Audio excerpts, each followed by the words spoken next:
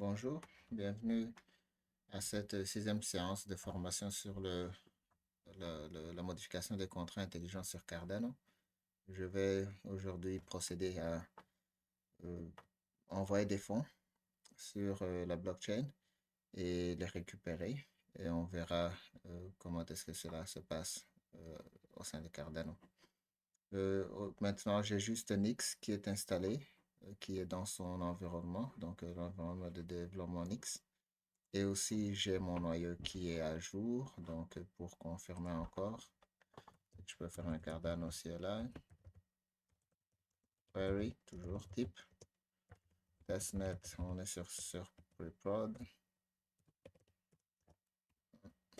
Donc, on est à 100%, le noyau est à jour. Maintenant, qu'est-ce que je vais faire? C'est que je vais aller passer des transactions à travers ce noyau qui est en cours. Donc, je vais aller d'abord là où j'ai mes clés.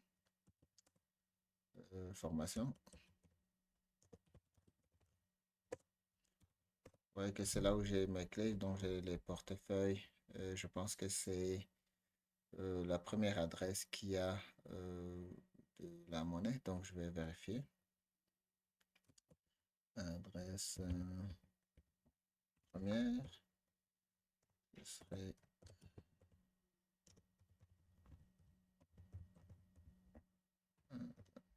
bien Cardano CLI query UTXO. Adresse, je cherche mon adresse 1 et le réseau c'est testnet magic 1. Ouais, donc, comme on voit sur le réseau, à cette adresse-ci, j'ai 10 000 EDA. Donc, je peux utiliser cette adresse-ci pour envoyer et je peux donc l'utiliser aussi pour jouer avec, interagir avec le contrat intelligent. Donc, voyons est-ce que nous en sommes. Nous étions à output. Ce que je vais faire maintenant, c'est que je vais chercher la copie. Donc, je vais faire CD. Ouais, même à travers je peux faire même le copier tout dans Output. Je vais copier tous ces fichiers que j'utilise dans Output. Comme ça, je n'ai pas à le faire à travers le command line. Donc, je suis sous document, Cardano, formation. Je cherche juste celui-ci là, le premier. Et sa clé de signature. Sanic, ok? Donc, juste ces deux fichiers. Copie. Et dans Output. Ok? Et puis, je peux l'ouvrir à partir d'ici. Un terminal que je ne me fatigue pas. Donc, c'est le même terminal, mais ok. Donc, je peux maintenant l'utiliser. Ce qu'on va faire maintenant, on va regarder dans le cours comment est-ce qu'on gère. Ici, je lançais le noyau. Maintenant, je vais retourner et voir verrouiller la troisième semaine. Comment verrouiller en toute sécurité des fonds à travers un contrat. La commande, c'est celle-ci. Donc, il faut d'abord trouver l'adresse. On l'a déjà eu. On a notre fichier ici qui est toujours Bluetooth Add et DDR. Donc, je vais créer, juste pour ne pas me fatiguer, un fichier Word où je pourrais saisir plus rapidement. Donc, je vais créer le fichier temporaire. D'abord, je vais créer testnet. Euh, je pourrais créer donc égal magique.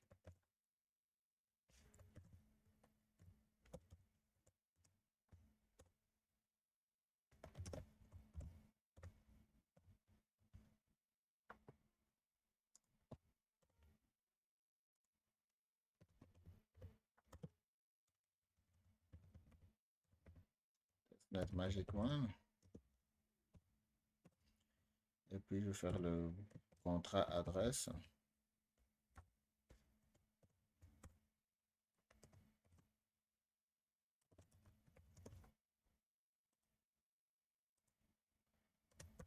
ça. Puis j'ai déjà, ok. Donc mon adresse, il faut que je recommence encore. LD adresse. Moi, bien, je vais faire paiement adresse. Donc c'est mon adresse.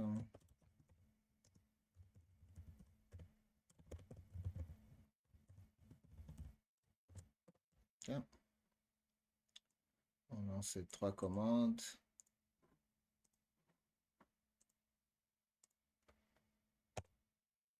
Ok.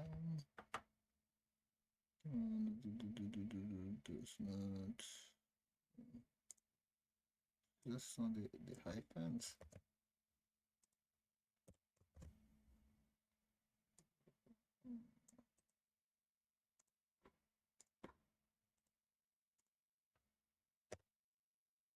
Ok. Donc, dans ce cas-là, il y a deux. Dans les hyphens qui ne, les guillemets là, qui ne fonctionnent pas. Ça, donc je peux faire un echo. Montrer que la variable existe. C'est bien testnet magic et puis je peux faire un echo pour la variable DDR. Sauvegarder. Oh non, c'est plutôt P et DDR. Donc c'est cette adresse-là et puis je peux aussi faire l'adresse de contrat. C'est celle-là. OK? C'est la seule différence, c'est que celle-ci est plus longue, tout simplement parce qu'elle a le staking, l'information du staking que nous avons créé la fois passée. Celle-ci, c'est une adresse de base, donc elle est assez simple. Pour alors envoyer euh, de la monnaie à ce contrat-ci, qu'est-ce qu'on fait? Nous avons créé une adresse. Bien sûr, nous avons, à partir du validateur, nous avons créé une adresse qui est celle-là, celle-ci, ici, OK? Maintenant, qu'est-ce que nous devons faire? C'est que pour verrouiller des fonds, nous devons d'abord avoir un DTOM. Un DTOM, c'est la donnée. Dans la version 2, on a ce qu'on a inline DTOM. Mais pour le moment, je vais juste vous montrer ce que c'est la première version, qui est le DTOM hash. Donc, voyons à quoi est-ce que ça ressemble. Je vais juste créer un datum qui est juste un chiffre, ok? Donc, datum value. Ok, copie. Je vais créer le datum. Juste d'une valeur, là. Je ne vais pas créer de fichier. Je vais juste créer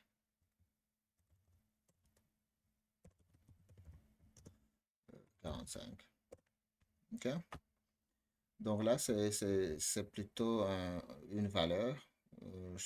Je vais essayer de sauvegarder cette valeur-ci pour mettre à jour le fichier. Donc, ce qu'elle nous dit, c'est que lorsqu'on sauvegarde,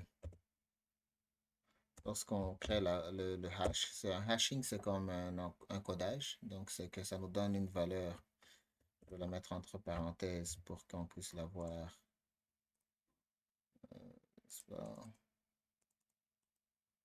Et on en aura besoin d'ailleurs, je dois la copier parce on en aura besoin bientôt. Alors, on a cette valeur-ci. Le DTOM, qu'est-ce qu'il fait? C'est qu'il vous permet d'envoyer des données et ces données-là seront encryptées de façon qu'une personne qui accéderait à votre rejection ne saurait pas la valeur que vous avez encodée. Mais vous, comme vous la savez, vous savez que c'est 45, donc vous pourrez envoyer le datum hash. OK? Et en envoyant le datum hash, vous savez que vous avez envoyé la valeur 45. Alors, qu'est-ce qu'on fait? La syntaxe, bien sûr, c'est de chercher d'abord le UTXO de votre adresse de paiement et puis vous envoyez un datum hash et puis le reste, vous l'envoyez vous-même. Combien est-ce que vous envoyez? D'abord, vous déterminez combien est-ce que vous envoyez, euh, à partir de quelle adresse. Et puis, allons-y, je vais copier ceci dans mon fichier de préparation, n'est-ce pas? Je vais préparer préparer la transaction. Il n'y a pas d'accent sur cette machine. Je fais ça, paste. Mais avant cela, bien sûr, je dois d'abord chercher euh, mes fonds.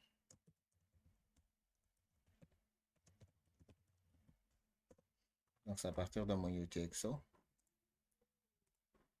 Celui-ci, l'ancien, où est-ce que j'étais? C'est pas ici que j'avais fait cela. Voyons où est-ce que j'avais créé ici. Donc là, j'ai ma première adresse et les UTXO, c'est ce TXH plus le TXIN. Donc, je vais prendre celui-ci, copie. L'index est 0, donc je pourrais créer UTXO 1.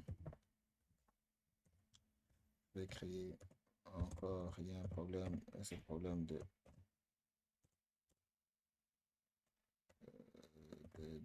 ok, pas de problème, je vais m'arranger.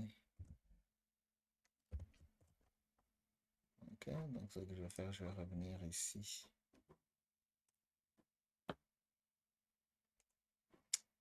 Et prendre un hyphen correctement là. Espérons que celui-ci va s'ajuster. Ok. Ouais, cela fonctionne. Celui-là aussi. Ok, parfait. Donc, je vais le faire avec celui-là, le premier. Ok. Euh, et puis le montant envoi. Je vais mettre. Non, il faut pas que je copie tout ça. J'ai pas besoin de copier. Je vais mettre. J'ai 10 000 EDA, donc je vais mettre 30 EDA. 30 EDA, ça revient à 30 millions. Donc, il faut 6, 300. Ça, c'est 300. Non, c'est bon, c'est 30 EDA. OK. Quoi d'autre? Donc, l'adresse, je la connais déjà. C'est mon contrat adresse. Le S output, c'est plutôt le M envoi. Donc, on va modifier ce code-ci pour le rendre réel. Et l'adresse, c'est mon P adresse. Donc, tout cela devrait fonctionner. OK. Donc, je connais que testnet, je l'ai sauvegardé. Donc, c'est testnet magic 1. TXIN, c'est mon UTXO 1.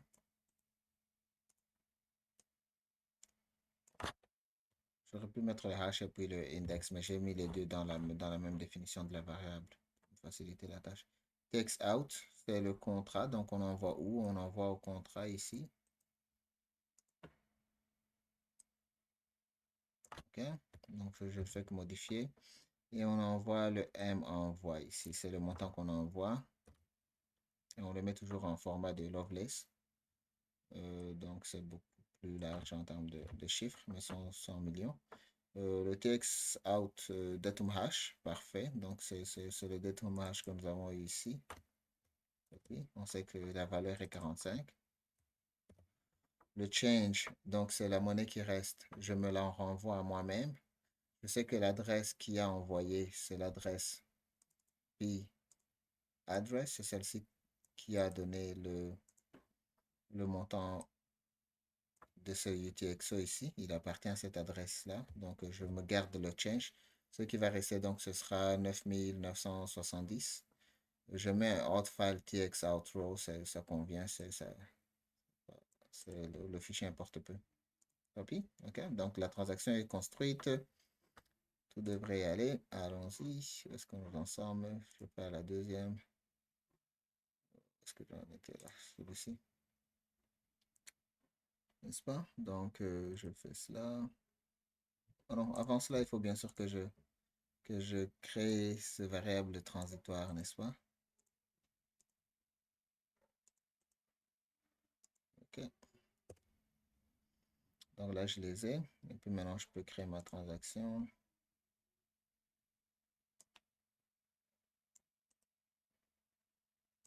OK.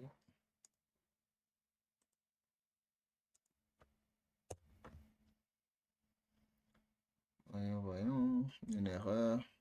Probablement prends juste encore ce codage txin, ouais, c'est ça. Donc, j'ai comme txin utxo1.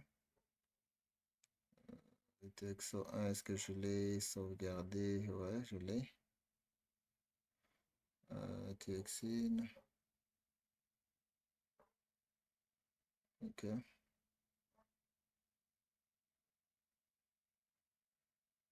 Je l'ai txin, txo1, txout. Ah, je l'ai. Donc, voyons. Est-ce que j'ai envoyé mon testnet?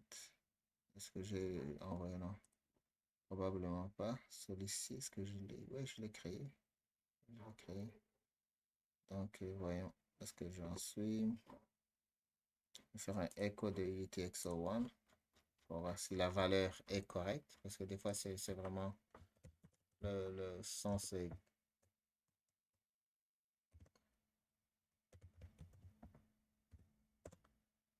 Ok, parfait, ça fonctionnerait. Donc, elle devrait fonctionner. UTXO1.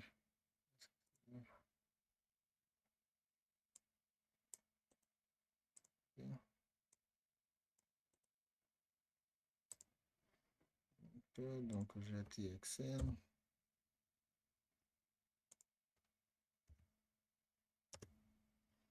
TX out.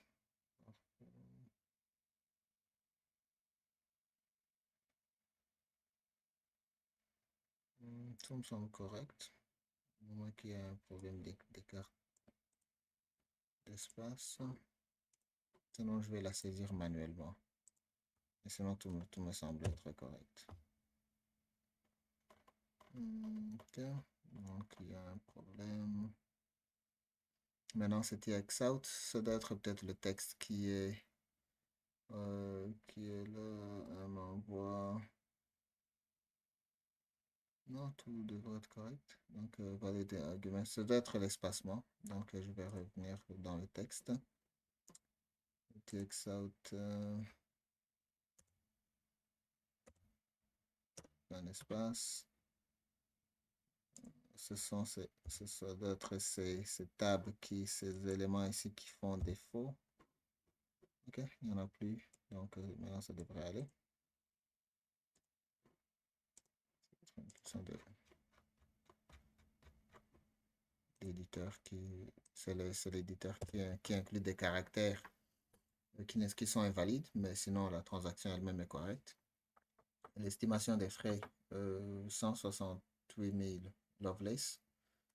Maintenant, qu'est-ce que nous pouvons faire? C'est que nous pouvons regarder d'abord que nous avons un TX-Row, n'est-ce pas? Un TX-Row que nous allons maintenant signer. Nous allons là où on y va, on doit signer avec notre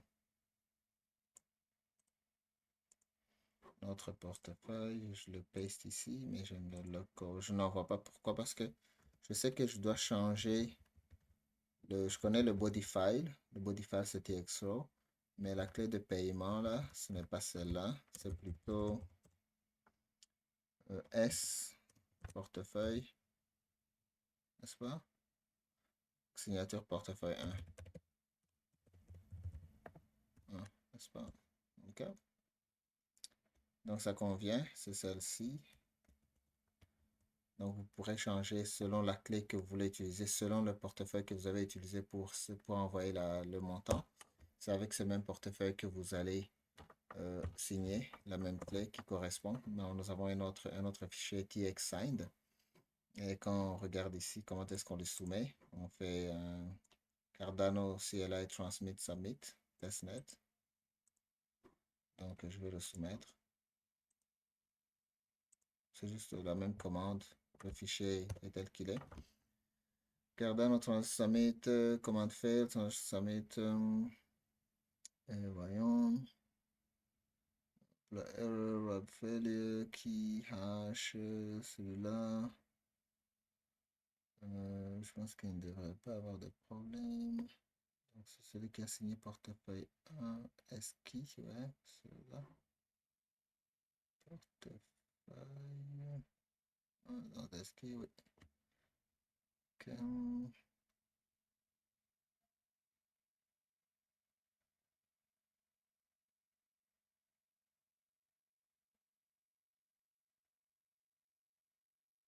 Missing witness UTXO.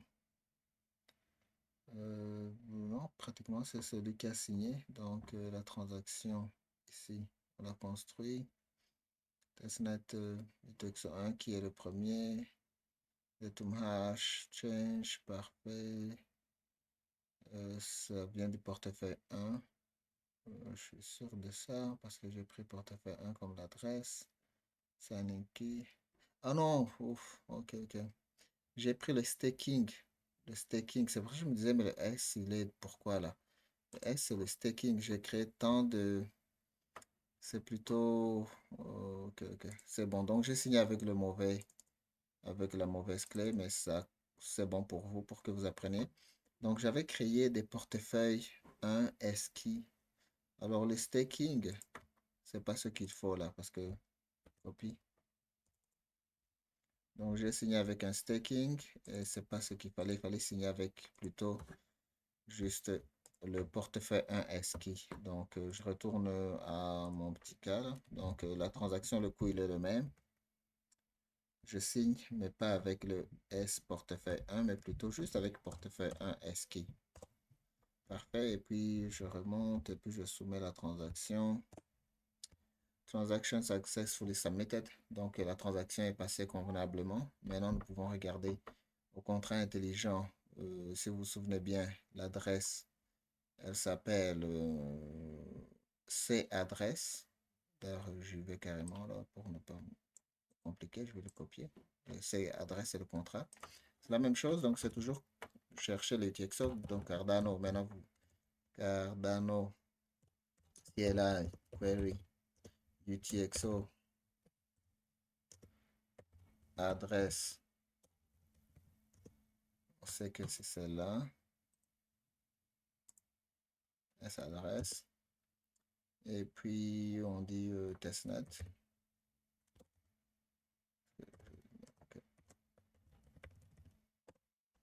OK. Donc, nous savons que nous sommes maintenant au contrat intelligent, là où nous avons envoyé 30 EDA.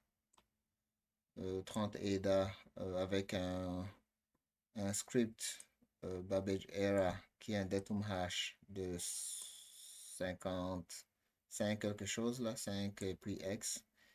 Et puis on doit maintenant récupérer ce 30 EDA. On verra comment le récupérer.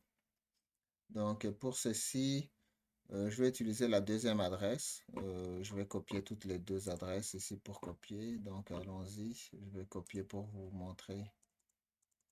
Je vais copier la deuxième adresse. Donc portefeuille 2 adresse avec son signing. Comme ça, vous verrez où est-ce que nous en serons là. Output, j'envoie tout. Mais nous sommes maintenant à la deuxième étape. Je vais faire juste une vidéo pour les deux. Donc maintenant, on va aussi récupérer les fonds. Dans notre cas, on sait que notre contrat, il était sur ici.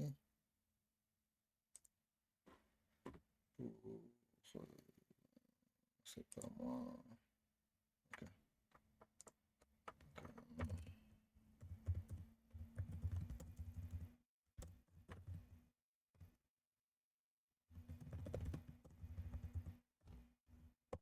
Voilà mon répertoire pour voir les formations Bluetooth. Donc, notre contrat intelligent, il s'attend à trouver un redeemer qui est égal à 42, n'est-ce pas? Donc, le redeemer doit être égal à 42.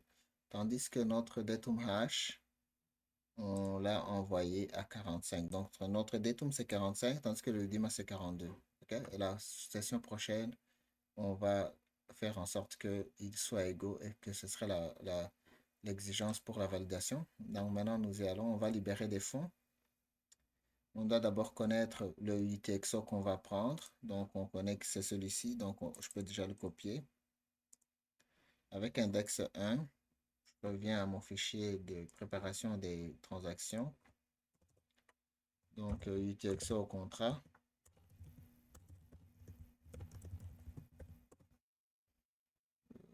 celui-ci, index 1. J'utilise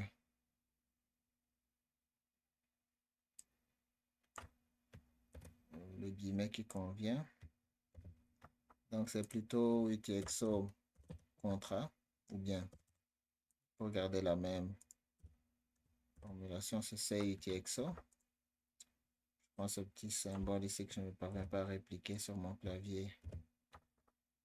Et puis, donc, c'est celui que je vais utiliser. Et je sais le montant, donc je n'ai même pas besoin de spécifier le montant, je vais tout prendre. Quoi d'autre? Je connais déjà que chez Testnet Magic a changé, ce n'est plus ce numéro-ci, mais c'est l'autre. Ok, parfait. Donc, je vais chercher maintenant l'adresse, la deuxième adresse. Je la crée pour celui qui va retirer les fonds pour mon change, pour ma balance, tout le tout là. Donc, je vais prendre utilisateur, n'est-ce pas? Donc, je vais adresse numéro 2. C'est pour le montant, je me l'envoie moi-même. Je vais envoyer tout le montant, moins les frais de transaction. C'est pour ça que je vais utiliser le change, cette formule ici, le change, donc la balance, et non pas essayer de calculer moi-même le montant. J'ai besoin de ça. Qu'est-ce que j'ai besoin de quoi? J'ai besoin du protocole à jour. Donc, regardons ensemble. Donc, j'aurais besoin d'abord de voir. J'aurais besoin d'un collatéral. Oh, je n'ai pas de collatéral. Parfait. Je dois me chercher un collatéral. Donc, je vais aller à Cardano Faucet.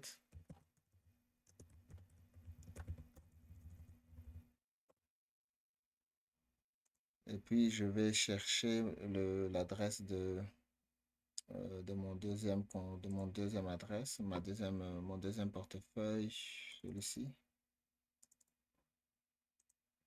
Copie. Puis je me l'envoie. Souvenez-vous qu'on avait on devait patienter, mais je n'ai jamais pris de montant sur cette adresse-ci. Donc, elle devrait avoir suffisamment de, de temps pour avoir pu demander. Donc, succès. Elle a reçu 10 000. J'aurais aimé qu'elle ne reçoive pratiquement rien, mais j'ai besoin d'un UTXO pour mettre le collatéral. Donc là, je dois recommencer et voir mon adresse. Donc, c'est celui-ci, c'est l'adresse de l'utilisateur pour montrer qu'elle n'a rien. Espérons qu'elle n'aura rien pour le moment. C'est ça. Et puis, je mets maintenant, on l'appelle les UTXO, c'est l'utilisateur. Non, trop tard. Donc, elle a déjà 10 000, mais pas de problème. Je vais utiliser celui-ci comme mon collatéral, n'est-ce pas? Pas de problème. Le collatéral, de petit, on conseille, c'est qu'on n'utilise pas tout parce qu'il peut être utilisé, il peut être tout consommé. Idéalement, j'aurais besoin de 5 EDA, mais je ne vais pas procéder par chercher 5 EDA, c'est parce que je vais m'envoyer 5 EDA. Je vais m'envoyer 5 EDA pour que j'utilise la prochaine fois comme collatéral, OK? Donc, index 0. Donc, maintenant, U collatéral.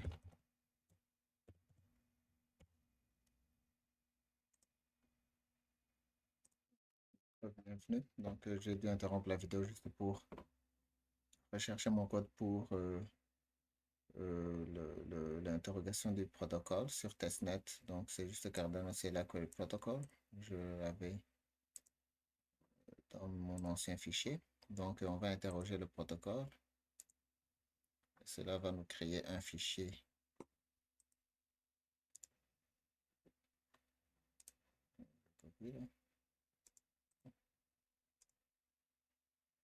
Peut-être je vais passer. Ok, donc je vais faire un copie.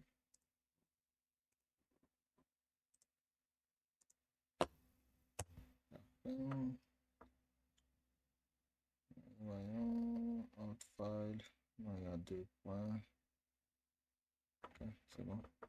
Donc encore, c'est l'éditeur qui est en train de changer ce que j'ai saisi. Donc, c'est juste deux points là.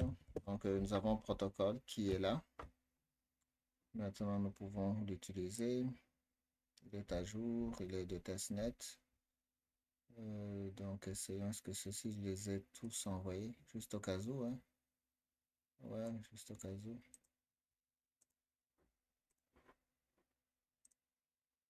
Donc, j'ai mon collatéral, j'ai mon UTXO que je veux consommer sur le contrat. Donc, ça, c'est le collatéral.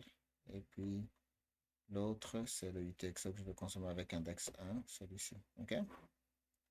Maintenant, je dois préparer la transaction. Donc, j'ai déjà interrogé les protocoles et je vais modifier ici pour insérer le mode d'utilisation du protocole. Donc, j'ai tout cela. Tout ce qu'il me faut, je pense, pour le moment, ouais. Un redeemer, bien sûr, je vais mettre la valeur et puis vous verrez à quoi ça ressemble. Donc, tout est prêt pour être envoyé. Ouais. Donc, maintenant, qu'est-ce qu'il me faut? Je vais copier ceci en bas pour que ce soit plus clair. Ça, c'était plutôt l'envoi. Pour pour la consommation, donc, je vais créer une copie de ceci.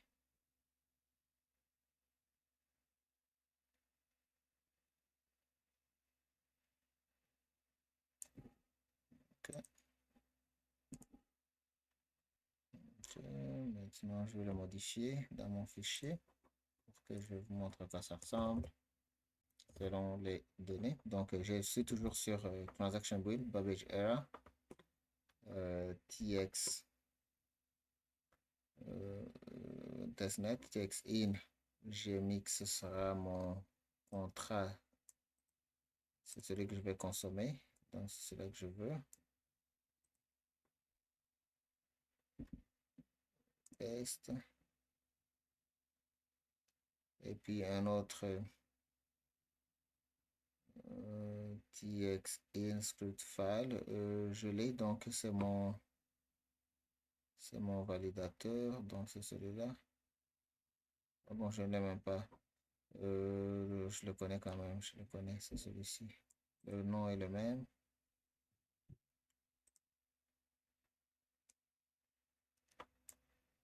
Copie. Donc, pour utiliser un contrat intelligent, vous devez quand même utiliser le script. Je n'ai pas fait de reference script, j'utilise quand même le script, donc j'utilise presque la version numéro 1. Donc là, je l'ai, le TXN. TXN datum value, plutôt maintenant. Je mets 45. TXN datum value et redeem value encore une fois ici. Je mets 50, juste au cas où. On doit mettre 42, mais je mets 50. Le collatéral, c'est celui-ci. Oh, alors, c'est l'utilisateur collatéral. Est-ce qu'il est celui-là? C'est celui-ci, c'est tout ça. OK, donc c'est celui-ci. Et puis, le code signer, je n'en ai pas besoin, il n'y a pas besoin de signataire ici. Je n'ai pas de condition dans mon contrat intelligent pour un signataire. TX in collateral, je l'ai. TX in, TX out. C'est bon. Donc, TX out, je vais m'envoyer un 5 ADA à mon adresse. OK. Désolé pour l'interruption.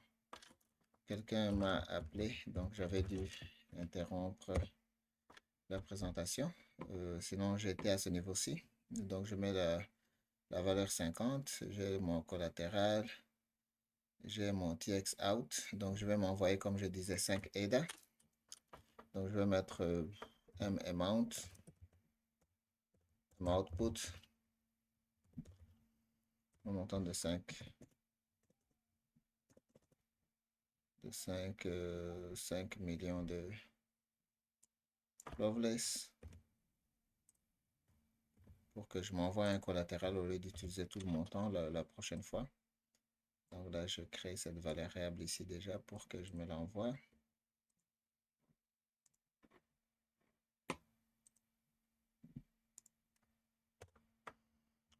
pas? Ce sera 5 ADA, ça suffira pour le collatéral. Je sais que je me l'envoie à moi-même. Donc, je me l'envoie à utilisateur adresse. Je pense que ceci ne va pas vous compliquer. Donc, je m'envoie moi-même deux montants. Le 5 EDA qui est le collatéral et puis le reste, je me l'envoie aussi ici pour le 10 025 moins les frais, 24, n'est-ce pas? Donc, change output, c'est celui-là. Voici, c'est ça. Donc, si je voulais, je peux ça, je l'avais fait une fois passé aussi. Donc, là, ceci, je peux l'enlever. Les protocoles, je les ai déjà copiés. Donc, j'ai déjà mon protocole ici. TX out, transaction, CS body. Ouais, c'est bon. Donc, tout devrait aller. Ok, c'est bon. Je sais que c'est 45 qui est correct. C'est ce qu'on avait utilisé. 45, la valeur, oui. Le dime value, je sais que c'est faux. On a besoin de 42, mais je vais quand même essayer pareil pour vous montrer l'erreur. OK? Copie.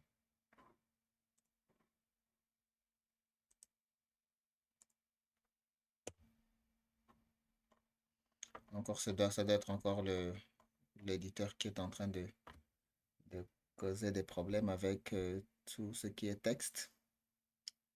Je vais je vais le mettre dans un fichier Notepad. Ça pourrait être plus facile.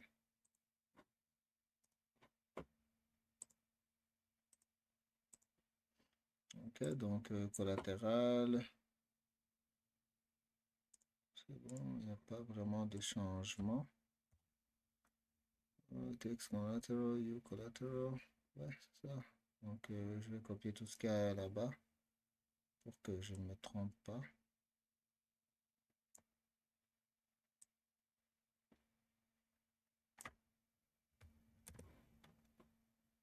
Pour que je puisse. Je copie tout ça carrément. Ok, donc le view collateral, je l'ai envoyé, j'espère. Donc, ouais, c'est you collateral. Voyons si je l'ai envoyé. C'est you collateral, je l'ai aussi envoyé. Ouais, parce que si je fais un echo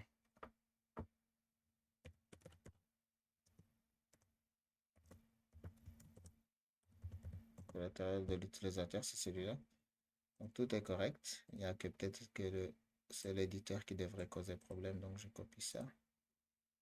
Puis j'envoie. Ok, ouais. Text in collateral. Mais si j'ai le collatéral. Accept demo, text in collateral. Ok. Je vais mettre un autre TX in collateral. Mais oui, c'est ce que j'ai. Il doit avoir une erreur. Ouais, c'est tout ce que j'ai. Donc, il doit avoir une erreur de tab encore une fois. Je vais effacer quelque chose ici. Ouais, ça doit être le fameux espace qui existe dans l'éditeur. Désolé pour ça, là. Se répéter. Voilà, donc le rédempteur est incorrect, n'est-ce pas? C'est ce qu'on s'attendait à voir comme erreur, parce qu'on sait que dans notre contrat intelligent, l'erreur que j'ai mis ici, c'est le rédempteur est incorrect. Et je cherche une valeur de 42, n'est-ce pas? Donc on recommence là-bas. On fait la même transaction, mais la valeur, on la change à 42.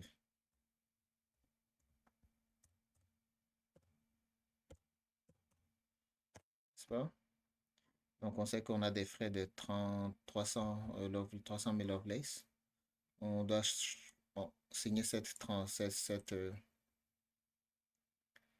ce corps-ci. Donc, on doit signer avec la signature du portefeuille 2. On avait déjà créé un modèle de signature et d'envoi. Donc, je ne veux pas me casser la tête là-dessus. Je vais le chercher. Libérer des fonds. Donc, on signe et on envoie. Je mets encore dans le texte juste pour être sûr là, que je n'ai pas de, de mauvaise de caractère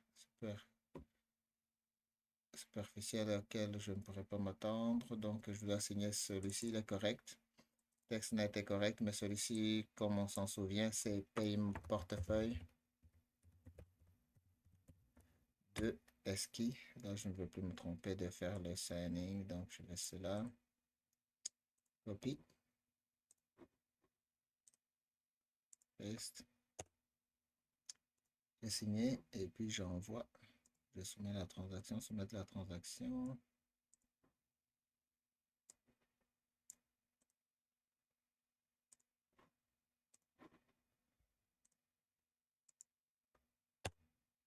Ok, la transaction a été soumise de manière correcte. Donc, je devrais maintenant être capable de voir quels sont les UTXO qui sont à mon adresse. D'ailleurs, je ne vais pas encore me casser la tête. Je vais juste voir où se trouve le nom de l'adresse de l'utilisateur. C'est celui-ci, uAddress. Donc, je peux maintenant commander le UTXO. Donc, Cardano aussi est là. Query UTXO. Voir les UTXO qui se trouvent à quelle adresse. ADDR. Je suis sur testnet. Ok, donc, bon, wow, parfait. Donc, c'est même bien. La transaction qu'on a soumise n'est pas encore passée. Donc, je dois attendre. On a 10 000. Voyons si je peux voir quand est-ce que la transaction est soumise sur mon noyau. Le noyau est encore en mode de travail. Donc, on attend quand la prochaine transaction vient. Chain extended, donc toute la transaction devait être maintenant correcte. Quand je fais celle-ci, ouais, maintenant que j'ai plusieurs UTXO, que je, que je, que je fasse un expanding, je vais agrandir celui-ci pour que vous puissiez le voir et ne pas le confondre avec l'autre qui est plus bloqué derrière. Donc, comme vous voyez, j'avais 10 000 Lovelace. Maintenant, j'ai pris le 10 000 que j'avais utilisé avant. OK? Il n'a même pas été consommé, au fait, parce qu'en fin de compte, je ne l'ai utilisé que pour collatéral. N'est-ce pas? Je l'ai utilisé que comme collatéral. Il n'a pas été consommé, mais plutôt du 30 EDA qui était sur le contrat. Il ne reste que 24 parce qu'il y a 5 que j'ai envoyé comme collatéral à notre UTXO volontairement. Et le reste, la différence de 30 à 5, c'est les frais qu'on a estimés, parce qu'ils étaient ici, c'est cette balance ici. Donc, plus ceci, plus ceci devrait nous donner 30 EDA. OK? Donc, ce montant ici, plus ce montant ici, plus ce montant ici nous donne 30 EDA. 5, 24 et des petites miettes. OK? Donc, c'est ça. Il n'y a plus d'autres à voir. Je peux regarder que vraiment le contrat intelligent ne contient plus de UTXO. Vous voyez, maintenant, l'adresse du contrat est vide. Donc, nous avons envoyé des fonds sur le contrat avec l'adresse 1 et on a récupéré ces fonds avec l'adresse 2. OK? Donc, la prochaine séance, ce sera de modifier le DTOM et aussi le redeem pour qu'ils soient égaux et aussi voir si vraiment le signataire, c'est signataire 2 et non pas un autre signataire. Donc, je vous remercie pour aujourd'hui. La vidéo peut être longue, mais je vais essayer de la courter pour que vous puissiez le voir. Donc, support Go Mastec Pool. Pour ceux qui suivent, posez-moi des questions, envoyez-moi des messages si vous avez quoi que ce soit qui vous trouble, que ce soit l'installation, que ce soit les transactions. Je vous répondrai le plus tôt possible. Merci beaucoup et bonne journée, bonne soirée.